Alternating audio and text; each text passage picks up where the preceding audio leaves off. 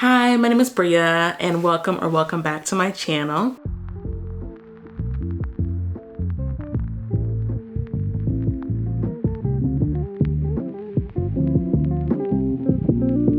For those of you who don't know, I have been working at Under Canvas Zion this past summer here in southern Utah. Under Canvas is a glamping experience, upscaled-ish type of glamping experience. And I just want to share what my experience was working here, hopefully so that people who might be interested or interested in the future can have an idea of what to expect. Yeah, so a little bit more about Under Canvas. So Under Canvas specifically is located around national parks. There's about 11 camps. There's 11 camps right now. But they're adding 2 more camps next year, 2025. That'll be Yosemite and then Columbia River Gorge, which I believe will be in Oregon. And their real mission is just to get people more in touch with nature. They typically are located in more remote sections near these national parks. Zion specifically is dark sky certified, and I've seen some phenomenal sights out here. Just like if you live or have lived most of your life in cities, like being out here in the remoteness of southern Utah with just the sights, it's phenomenal. I don't even know how else to say it. But yeah, a little bit more housekeeping before we get into like the meat and potatoes of this video. So I am going to be talking about pros and cons. I am going to be talking about location and weather specifically. But before we get into that, I do want to say I am looking over to the side a lot because I do have a lot of notes and stuff. I do always want to say that while I am here to share my experience so that others watching will have insight, my experience may not be your experience. Certain things that annoy the heck out of me might not bother you. Certain things that I might love, you might hate. And the way that the world interacts with me is not the way that it interacts with you. So we might not have the same experience. However, I still like to share my opinions and my experience because it, again, might give you insight, might be something to keep in mind. And yeah. I also want to be transparent by saying that I was the operations manager here at Under Canvas Zion this past summer, and my experience as a manager might well be different than a line employee's experience, i.e. someone who is not in a managerial position. However, people have shared things with me about their experience, and I will try to accurately represent issues that people had, even if they might not totally be things that I experienced. I also want to really emphasize that I will be specifically trying to keep things to Under Canvas Zion, because again, there are 10 other camps as of 2024, and they all operate differently. The day-to-day operations are going to look different depending on who is running things. These camps deal with different climates. This is a real true desert climate, and because of that, there are certain problems or issues that come up that might not be experienced working at the Rushmore camp or the Smoky Mountain camp. So it's just, I can only tell you about working at Under Canvas Zion because I have not worked at any of these other camps. So just keep that in mind. But yeah, let's get into things. Location. So I will say, if you ask me like if I regret working at Under Canvas Zion, I would say heck no. For the simple fact that this location is supreme. I've never been to southern Utah. I've never been to this portion of the country. And it is so much different than anything I've ever seen in my life. And if you just wanted to come for the summer and experience this area and see all the things that are so close to you, like in such close proximity to you, that I think that you would not regret it. I think you'd have a fantastic time because there's so much around this area. Even just the camp's location itself is beautiful, breathtaking. Like, I never got tired of the view going into work. Under Canvas Zion is located 25 to 30 minutes away from the national park's main entrance, which means that you're really close to Zion, but you're far enough away from the crowds and the tourists that you don't feel like really bothered by all of that. The location is also just a really good base to see some real great gems in the area. You're about 2.5 hours from Las Vegas. You're 2.5 hours from Antelope Canyon, Horseshoe Bend, and that general area, which I went to both of those. Antelope Canyon had been on my bucket list for a long time, and it was just so fantastic to be able to see that in real life. It's ridiculous. You're about 2 hours and 40 minutes from the north rim of the Grand Canyon, and like 3 hours-ish to Hoover Dam, 4 hours Salt Lake, 6 I believe one way to Los Angeles. Like, there's so much to see here. Outside of just Zion, there's just so much to see, and it's crazy. It's insane, really. On top of that, you do have great activities and adventures. UTVing is a big thing in the area, canyoneering, tubing. Like, there's just so much to do here. Second thing is weather. This is gonna take a chunk of time to talk about because I think weather is really impactful because you are working outdoors. There are no actual buildings. They're all tents. The lobby is a tent. The manager's office is a tent. There are no buildings that you can like go in and be totally not impacted by the weather. There's no central air, there's no heat. Like, whatever weather is happening outside, you are feeling that when you're working. And so the weather, again, has such a huge impact on your work environment. Under Canvas Zion, because it is a desert camp, has one of the longest seasons as far as how long the camp is open. Under Canvas Zion's camp is open from March to November because winter is quite short and not nearly as hectic or intense as like Montana. So Montana's Glacier Camp is open for maybe 3 or 4 months because their winters are long and intense. And so people are not going to go glamping in Montana during the winter, you know. March to like April, you're dealing with 30s and 40-degree weather. Springtime, you might get light rain. Not likely to get light snow, but definitely chances of light rain, chances of wind, that kind of thing. And then after April, you're headed into May.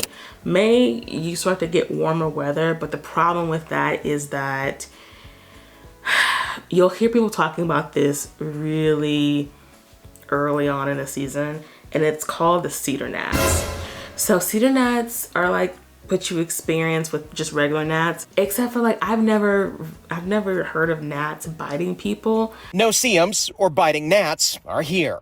They're very small biting flies, and insect repellent doesn't repel them. See, I'm like, here I am.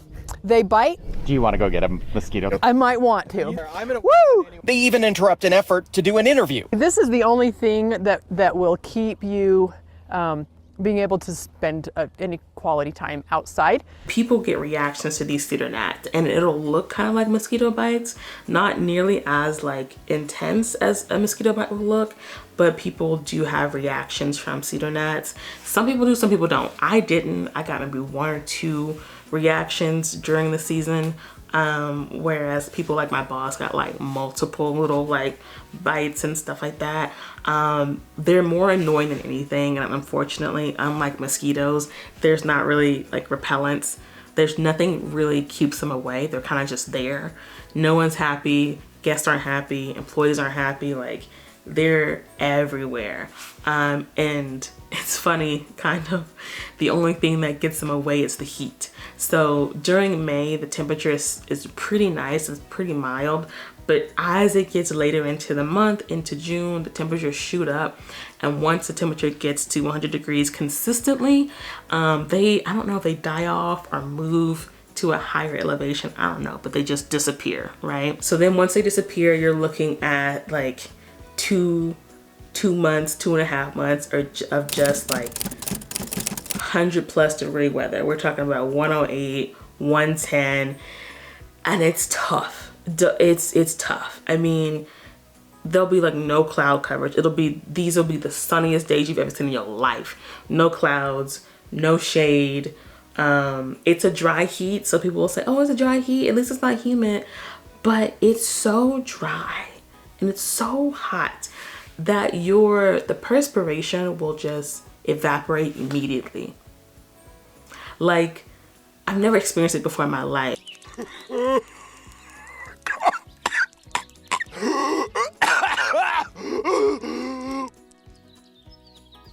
What kind of place is this? I actually, for the first time in my life, was dehydrated. And I used to joke about, oh, I'm probably dehydrated because I don't drink enough water. And it was like, no, I peed Gatorade orange.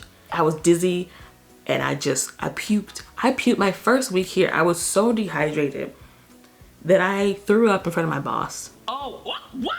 I threw up in front of my boss. And I went inside the manager tent and threw up. That was a lot, Robin. At least I made it to the trash can, but that sound, that sound, it wasn't pleasant. But I learned that lesson, and from then on, I stayed hydrated. But yeah, it's no joke, okay? So sometime, maybe the end of July, but definitely August and September, the locals will call this time the monsoon season, which can be marred by heavy rain. You get way more of a chance of rain. Heavy rain, high wind, which again, you're dealing with a glamping property.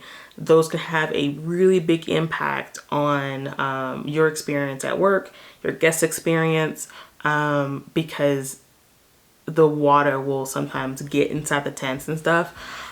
So not fun, but also like you may or may not experience that.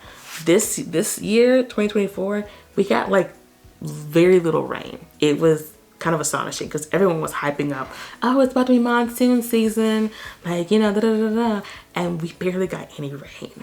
Whereas last year, apparently, it was like pretty rough. So you may see an increase in rain and winds, and you may not.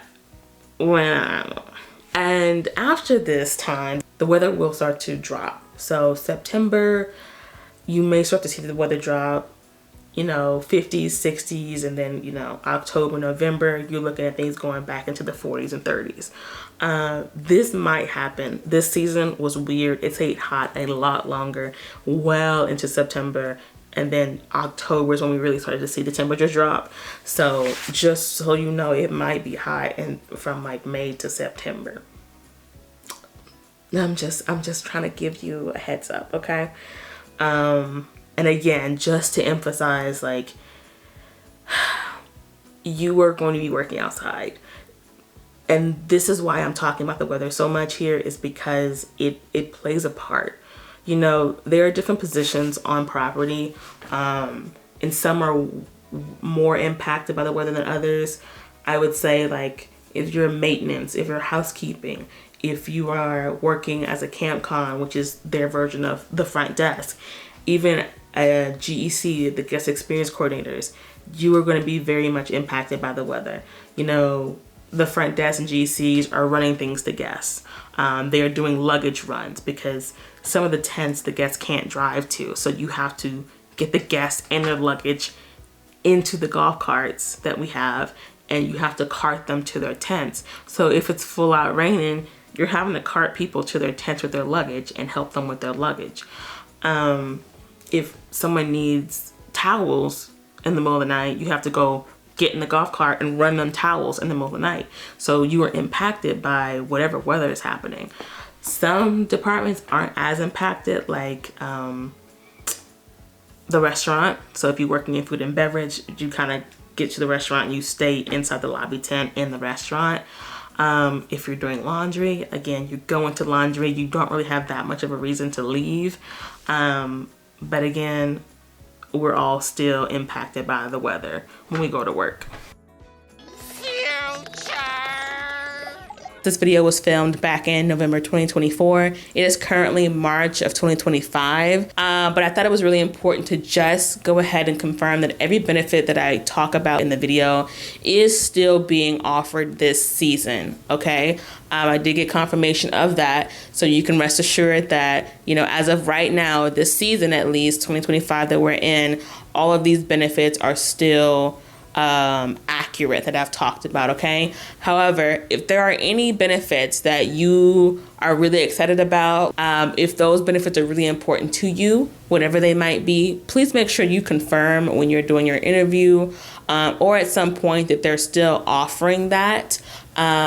Things can change, and it's always just better to make sure that you confirm that with whoever you're interviewing with, just to make sure that you're not gonna have some like bad surprise later. Yeah? Okay. We'll start with the pros. So pro number one is gonna be free housing. So definitely not a given that every seasonal job has free housing, but here you do have free housing across the board. My understanding, yeah, across the board, all the under canvas camps provide housing for free as of 2024. Don't come at me if that changes, okay? You do get a room in a house. I feel like that's not a given. You have to specify it is a house. You will share a room, but you're not gonna have like 2, 3, 4 roommates. It'll just be you and one other person. So that's pretty good, I would say. There is like a $10 maintenance fee per paycheck, but that's nothing. And if you are going into management, you should be able to get your own room in a shared house. So there's that. Second pro is the end of season bonus. As of 2024, the bonus for line staff, which is non-managerial, non-supervisory staff, is $500. And then for managers, it's $1,000. And that is unfortunately going to be pre-taxed. So just keep that in mind. But if you do make it to the end of the season, which is an if because some people don't, and if you stay through closing, which is like the closing of the camp, because the camps have to be closed and winterized in a way. If you stay through the end of that, then you do get your end of season bonus. Pro number 3 is free off-season housing. This is something I've never heard of before, like never heard of before. And it has been confirmed to me that this is something that all under canvas camps do. Basically, if you sign on to work the following season, you get to stay in employee housing through the off season. So this camp is closed in November. We're currently closed. It's the 7th of November. If you sign on to work next season, you get to stay in employee housing through November, December, January, into February, and like you have training and opening of the camp like mid-February-ish, which again, that is insane. I've never seen that before. You don't have to physically be in employee housing, but like you can, you know, leave all your stuff, not have to worry about packing, and then go home for like the holiday times. So that's pretty awesome, right? Part number 4, like I mentioned, location. I'm not really gonna get more into that because it's just phenomenal, and I definitely see it as a pro. Let that be what it is. Pro number 5 is cheap employee stays. Basically, you get an employee discount by being an under canvas employee, where you can stay at an under canvas camp, any under canvas camp, while you're employed, and it's only $50, which is a huge pro, seeing as these tents can go from like $250 to like $600 a night just for like a standard deluxe tent. So that's a huge bonus. Depending on what camp you are in, you might not have that many camps around you that you can go to easily, but here in Zion you've got like the Lake Powell under canvas camp, the Bryce camp, you have Moab, Ulum, which is the bougie under canvas, and you have like Grand Canyon. I always feel like I'm missing one.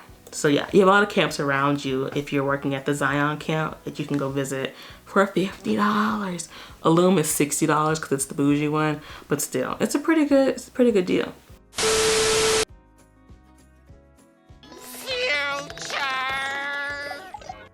Okay, so real quick, I forgot to mention that one of the major pros is you get health insurance. Okay, so you don't have to get the health insurance if you don't want to, but they offer it, and it is a huge plus. Like if you've been doing seasonal work for a while and you ain't been to the doctor and you thought something is bothering you, get the job, get the health insurance, and go get all your little cavities filled and stuff like that. Okay, like obviously you don't have to get it. I got it and I almost didn't, but I'm glad I did, because if you don't know, I'm gonna let you know. I got an infected tooth. I had no issues before with any tooth. It wasn't bothering me, nothing was bothering me. And then one day I had some soreness in my gum and it got worse and worse and worse until my face just ballooned out and it was so swollen. My face was swollen. Yeah, it was infected. I had to get a whole root canal, the whole 9 yards. I hate to think what would have happened if I did not have that health insurance, okay? So they do offer health insurance. You can sign up for that if you want to, okay? So now we're going to get into the cons. So I see weather as being a con, whereas some people might. I know some people I've worked with love the heat. I can't really agree with that. I don't love it. It's hard. It's difficult, I would say, especially again because you're working at a glamping site. We're not working in buildings with AC. You're outside, and so it just feels like it's harder to deal with because you're working in that environment. So that's just my opinion though, whether it's a con. Con number 2 is a bit difficult to talk about because I do understand why it's happening.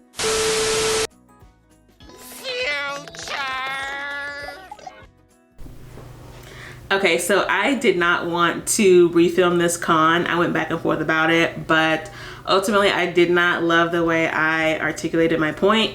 So here we are. This con is simply management not giving enough corrective action.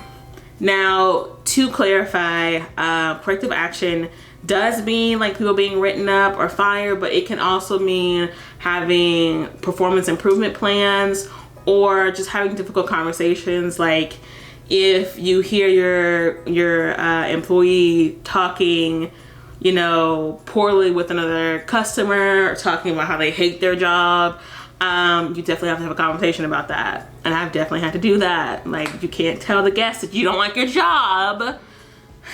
But corrective action is not a fun thing. I'm not like, write them all up, fire everybody. Like, I'm not all about that. But I do understand that as a manager, this is part of your job, having these difficult conversations. And when that doesn't happen, you have chaos, okay? So with managing at Under Canvas, I understand that there are difficulties that are specific to that location. And there are really 2 things that have caused this hesitancy to do corrective action. There is one, this general issue within seasonal work, and I can say this as someone who has been a seasonal worker and a manager of seasonal workers, and it's this, with seasonal workers, they don't have any qualms about just up and leaving with no notice or communication. They have no qualms about ghosting you during the interview process. I've had people have great interviews and then just not show up and don't communicate that they are not going to show up. And this all leads to, I've seen this at other seasonal places as well, managers that hesitate to do corrective action because they do not want to cause anyone to have to quit, or they don't want to have to fire anyone because they know how difficult it can be to rehire seasonal workers or hire them in general, right? And obviously, as a seasonal worker, you have all the right to go wherever best suits you. However, I am not a fan of just not communicating. Like, it's so quick, it's so easy to send an email just like, hey, you know, thanks for the interview, but I decided to go with another company. Like, it's so easy to send an email, so I just cannot be for just not communicating, ghosting people, XYZ. So there is that general issue that I swear I've seen in other seasonal places. It's not to the degree maybe of what's going on Under Canvas Zion, in my opinion, but it is there. And then there is the added issue of just how difficult it is to work in the environment of the Under Caleb Zion camp, right? It can be difficult to get people on board to work at that camp. Some people are all, you know, gung-ho, like let's go, and some people are not. And then you also have the season being long, and I haven't talked about this, but you have to have your own vehicle when you go to that camp. Like there are no exceptions unless you are a J1, right? And so all of these culminate into a real hesitancy to do any corrective action at this camp, right? There is a real fear of being understaffed because it can be hard to hire seasonal workers in general, not even adding in the bonus of having to hire them mid-season, right? And somebody has to cover that work. Like if you are understaffed, you know, while you're hiring, while you're looking for people, somebody has to jump in and fill in, right? And so it all just leads to this environment where employees who are not doing well or not doing their job or slacking off or have bad attitudes, they get away with it for a long time, a lot longer than they should. And I firsthand saw a lot of that, right?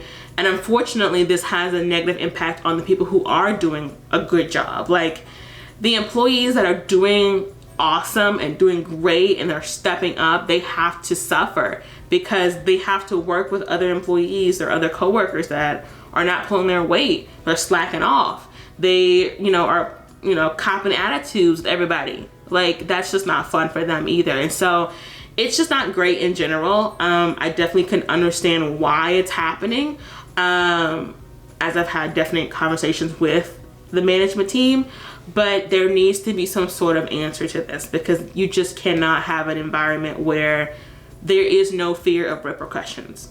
Like you cannot have an environment where employees just get away with doing whatever and they know that there's no consequence for it, right? It's not a huge issue, but it's definitely something that you will see.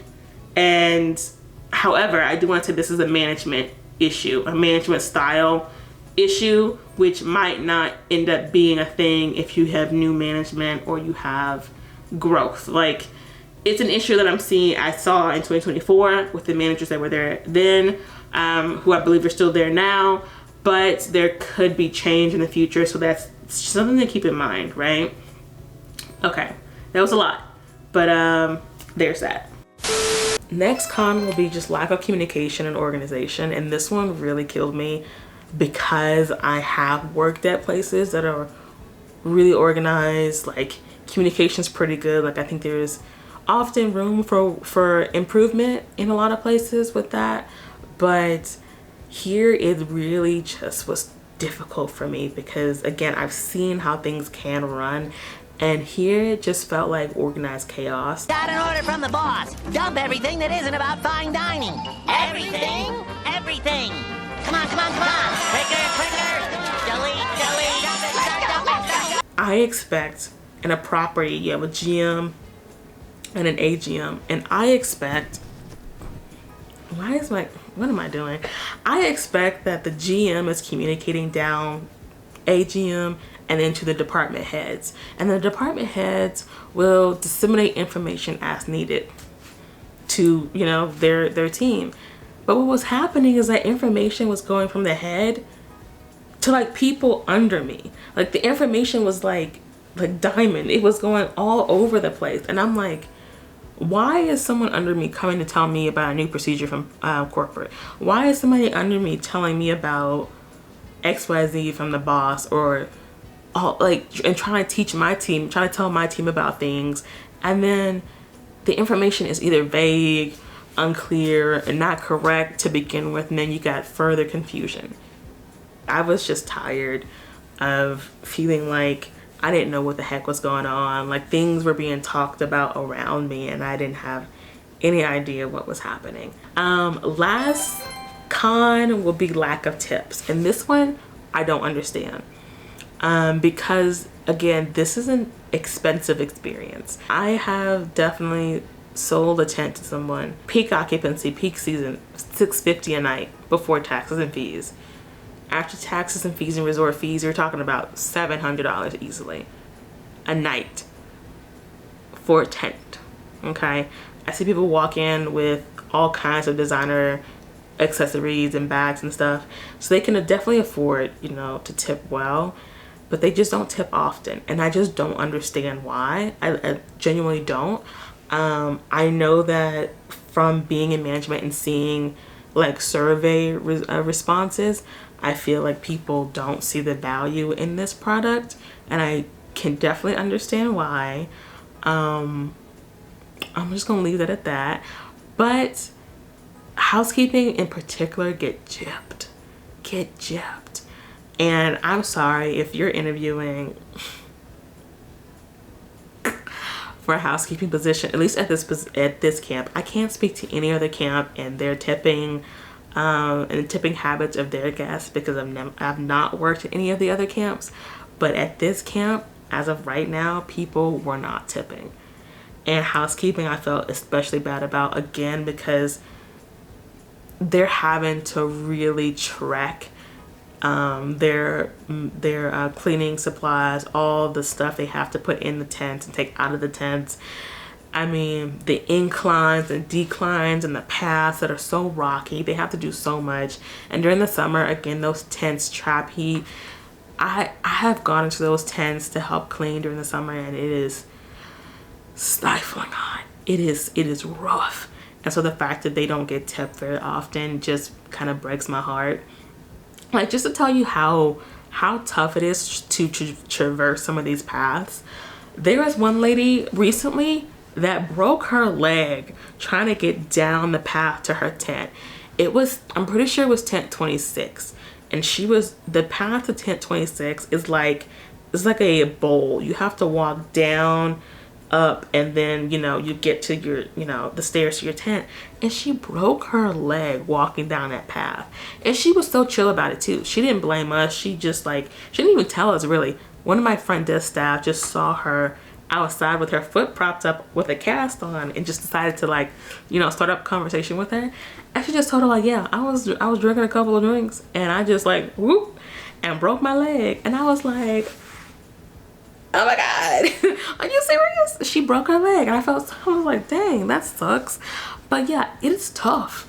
It's tough. And so again, I feel bad that housekeeping hardly got tipped. Alright guys, so while I was editing this video, I realized I forgot to give my final thoughts and really properly wrap things up. So I just want to say that I do 100% recommend Under Came with Zion. I think even with the cons that it is worth it. I think the pros far outweigh the cons. And even if you don't want to work in the desert, there are other Under Canvas camps that you can look into. But I also want to say, just because I was really critical of the management team, I do think they try their best, and they're a really kind bunch of people. Not just management, but all the employees that I interacted with, most of them were really, really nice and welcoming and inclusive. I remember the first day I showed up to the house in Utah that I was staying at, and I just drove down from Montana. I was tired, everything was new, and the AGM and the food and beverage manager left camp to come meet me and help me unload the car. And it was just a really great vibe with everybody, you know, like even the GM Robert at the time, which we definitely would disagree and we would, you know, bump heads sometimes about things, but I think at his heart he's a really good guy and he tries his best. I remember when I got really, really sick and I had the the 2020 mess, and he like took me to the doctors and then like brought me back home, and he was like, do you need anything? And I was like, well, he gave me some club crackers and some ginger ale, because I'm that kind of person. And it was funny because he didn't know what club crackers were. He was like, do you cream crackers? I'm like, no. I had to send him a picture because he's a man. I had to send him a picture of club crackers. But yeah, great time, great people, 1000% recommend.